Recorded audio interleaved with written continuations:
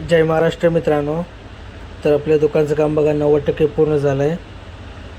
तर चला तुम्हाला पूर्ण व्हिडिओ दाखवतो. तर इकडे बघा सनमाईकला लाईट ग्रीन कलर मारले बघा आणि शोकेसचं पण काचं बनवून घेतले तसंच. तर आता चालू आहे कॉन्ट्राचं कलरचं काम. तर ह्या मधल्या डिझाईनला ना असं डार्क ग्रीन कलर येईल बघा यासारखं.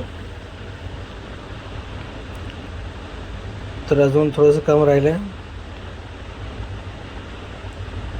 तर बघा दुकानामध्ये असे LED लाईट लावले तर टोटल 10 लाईट लागलेत बघा.